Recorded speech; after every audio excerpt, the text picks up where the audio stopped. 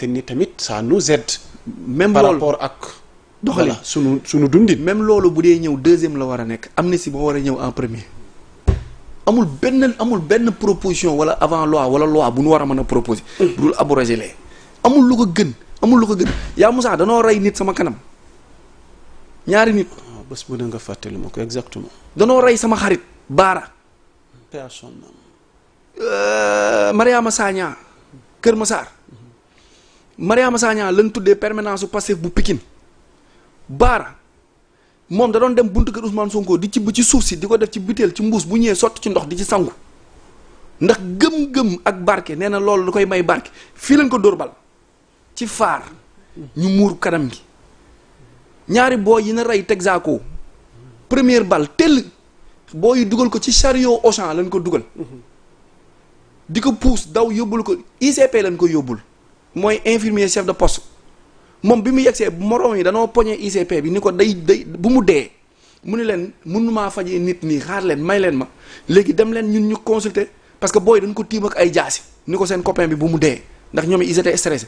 ICP bi infirmier bi xam na ni mënul faj parce que infirmier la mu leen dem leen ma ñëw bu mu demee ñu woo ambulance woo police ak woo yu demee noonu tëjoog booy bi ci biir mais booy bi dee na Texaco luñ ko dóoree bal 30 minutes après booy dem song kër booy ñaa ni mbër ba ci bokkoon ci moom la après mujjul fenn ñu jugee fa dem song kër maire bi génnaat seen xol mënu leen supporter ñu delluwaat songaat bi ñu delluwaatee songaat ñu dóoraat bal nit tell mu dee encore en une soirée nga koy gis di ko dund atrocité bu énorme nit ñi am ci haine xol yi tàng nit ñi mer sénégalais gaaw a fàtte rek waaye ku deelewul wala ku ci jegewulwul wallaahi am na lu nga xamante ni boo gisee sa leader di ko def te moom mu taxoon ñu doon xeex di ci reyante mu diggoon nu ko mu ñëw au pouvoir waxul lu ci jëm man am naa sañ-sañ laa la wax bi yaa Moussa du ma xar du ma topp kenn aveuglément am naa sañ-sañ ni ko hé Ousmane ba mu ni ma nam ma ne ko yow yaa taxoon ñu doon reyante di doon xeex diw ak diw dee na ndax yow te dee boobu ñu dee pour yow nga yegg au pouvoir la léegi yegg nga au pouvoir lan moo tax mënoo wax ci lu dee lu tax ñeeni dee c'est Diomaye le président Diomaye diggewul dara Diomaye diggewul dara Diomaye Sonko moo ñu am Diomaye ngi nii kaay leen mooy man jox Diomaye dara fekk ko ci Diomaye diggewul dara ñoom ñaar ñëpp seen responsabilité Diomaye diggewul Diomaye campagne yu diggewul que ni tey jii non foo ne Sonko tudd fa Diomaye diggewul ndax li Sonko tële ba munul dem Diomaye lañ fa jiital kon tey ñoom ñaar seen responsabilité tey jii nii boole leen est-ce que bàyyi na Diomaye mu def moom li mu bëgg a def wala ñu xam ba Diomaye yeggal ñu xam ndax Diomaye ndax bàyyi nañ Diomaye dem ba 2029 ñu évaluer ko xool ndax moom li mu diggee woon yëpp ndax dem na ba yegg y a des choses yu nga xamante ni ñoom ñaar déggalu ma la ñoom ñaar ñooy responsabilité mais y a des choses yu nga xamante ni bu fekkee Ousmane dafa continuer woon naan Diomaye defal nii te moom jiitewul y a des réunions yu nga xamante ni Sonko du fa toog y a un renseignement bu nga xamante ni Sonko yoru ko bu nu demee réunion conseil sécurité d'état c'est le secret d'état foofu ay généraux ay kàngam ñoo fay toog foofu Ousmane Sonko toogu fa Diomaye du civil Diomaye militaire la depuis le 19 mars xaw ma le 24 mars il est devenu militaire am na fu nga xamante ni bu fa toogee y a un renseignement bu nga xamante ni ku dul Diomaye doo ko yëg doomu Diomaye du ko yëg jabaru Diomaye du ko yëg pap ak yaayu Diomaye duñ ko yëg waxatuma la ak Ousmane Sonko duñu ko xam parce que mooy premier responsable léegi kooku est-ce que war na la jël toutes les informations di ko soumettre en plus ñàkk yëg boobu noonu Diomaye est très proche de Sonko Diomaye c'est le meilleur ami de Ousmane Sonko c'est la plus grande chose qui puisse arriver à Ousmane Sonko c'est le fait que il est un ami qui s'appelle Diomaye parce que situation bi fii ñu toll nii ça allait pas passer si c'était un autre et ça devrait pas se passer aussi bu fekkee bu ñu yeggee ci logique état ça devrait pas se dérouler comme ça il y a d'autres urgences. Alors pour tëj chapitre boobu qu'est-ce qu'il y a lieu de faire par rapport à cette situation concernant tey jii nii exécutif bi ak li nga xamante ni moom mooy législatif bi parce que li àddina gépp di waxtaane mooy au Sénégal dafa am rinkum gu dox ci diggante assemblée nationale bi pencum ndaw réew mi ak li nga xamante ni moom mooy exécutif bi te ki ko incarné te di njiitum réew mi alors tey lan mooy solution bi face à une telle situation. ñu reculer xam nga bu ñu reculer wul fan lañ jëm. waaw ci blocage lañ jëm. réew bi day taxaw. deux forces qui vont se battre lay nekk. day mel ni une guerre asymétrique une guerre qui oppose une force légale et une force illégale bu mu deful nag fa lañ jëm day dem opposition entre l'exécutif ak le législatif ñuy buuxante nag pays bay taxaw déjà je te donne un exemple ci remaniement bu bari bi ak ñoom ñaar seen séparation bi li mu yàq nit ñi xamuñu ko xam nga bu njëkk direction danoo boole woon ministère mine géologie ressources yooyu yëpp énergie defoon ko benn ministère xam nga déjà dañ ko diviser léegi je te donne un exemple léegi direction bi yor les carrières direction bi nga xamante ni carrières yi rek lay gérer yaa ma sax direction boobu ban ministère lay dem énergie nga koy yóbbu wala mine léegi diggante léegi lu mu gàtt dina perte 4 mois directeur boobu noonu direction boobu noonu dinañ perte 4 mois le temps ñuy xam ñoom ci ban direction ci ban ministère lañ jëm ak kan la ñuy rendre compte parce que carrière dafa nekk diggante mine ak énergie léegi yow nga créé ñaari ministère léegi directeur yi nga xamante ni ci benn ministère bi la nekkoon dañuy toog 4 mois le temps que passation beeg affaire yi di jël ordre pour que moom directeur yooyu noonu di xam ban ministère lañ bokk pour di mën a soog a reprendre pendant 4 mois da ngay jot salaire dëkk bi di fonctionner te kenn liggéeyul